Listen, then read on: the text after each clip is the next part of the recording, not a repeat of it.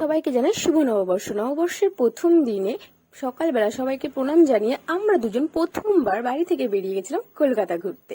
শিয়ালদা পৌঁছে সোজা ধরলাম বাসে আমরা যেখানে যাচ্ছিলাম আধ ঘন্টা পরেও দেখি 40 মিনিট বাকি সেখানে পৌঁছাতে। রাস্তাতে এত গরম, ভাবছিলাম নেমে একটা ঠান্ডা ঠান্ডা জলের বোতল কিনতে হবে। ব্যাগে যে জলটা ছিল তো গরম আগুন হয়ে গেছিল।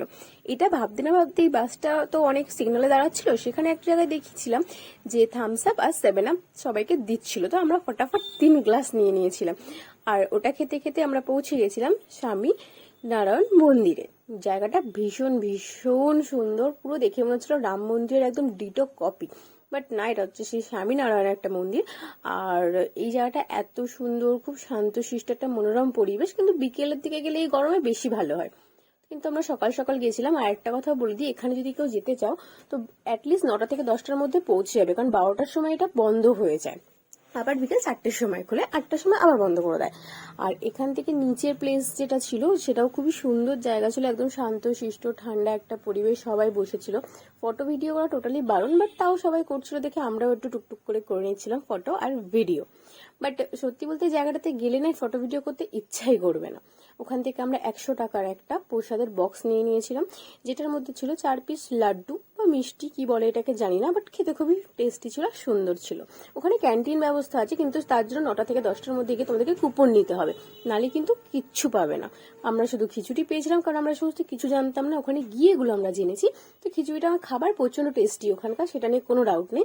আমরা খিচুড়ি নিয়েছিলাম 1 প্লেট, আর ক্যান্টিন এরিয়াটাও ভীষণ বড়, অনেকটাই বড়, পুরো ফাঁকা হয়ে গেছিল, কারণ তখন 12টা প্রায় পাড়িয়ে গেছে। ওখান থেকে আমরা বেরিয়ে পৌঁছাই নন্দনে।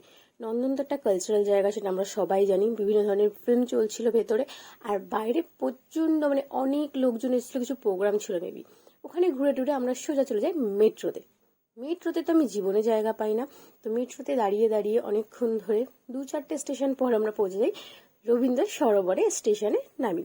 সেখানে ভাবছিলাম যে একটু ঘুরবো, বেশ ভালোই হবে। তো সেখানে রাস্তাটা দিয়ে ঘুরতে ঘুরতে খানিকটা দূর গিয়ে একটা দোকানে আমরা বসলাম, সেখানে নিয়ে নিলাম পাপড়ি চাট। আর এই দোকানদার থেকে আমরা জানতে পারি যে আজকে রবীন্দ্র সরোবর বন্ধ। আমাদের কপালটা এত খারাপ, মন খারাপের চোটে আমরা ভাবলাম আমরা দুটো মোহিত খাবো।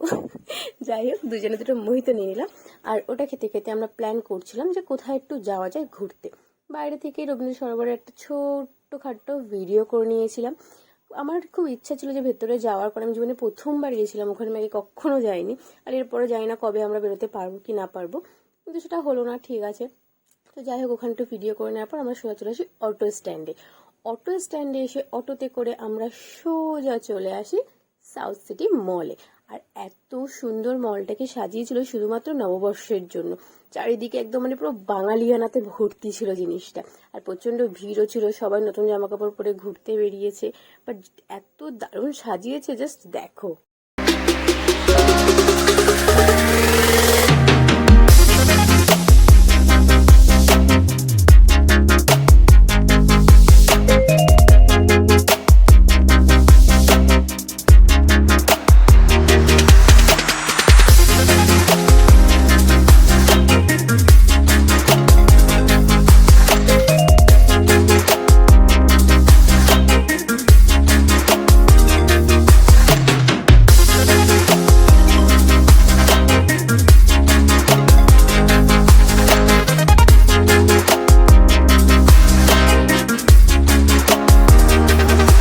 আমরা আবারও চলে আসি রবীন্দ্র সরোবর মেট্রো স্টেশনে।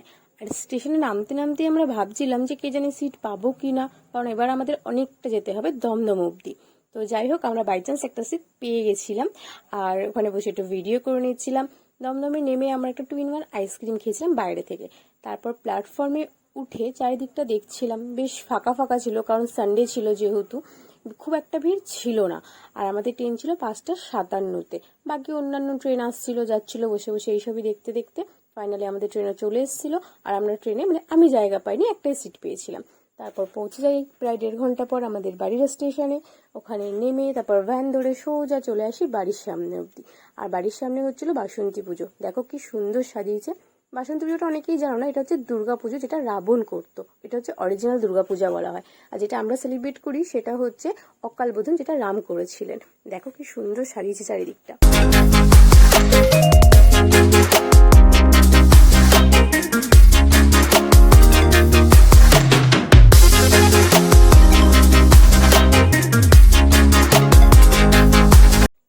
ছিল আমার নতুন বছরের দিনটা। তোমরা কি কি করলে অবশ্যই কমেন্টে জানিও।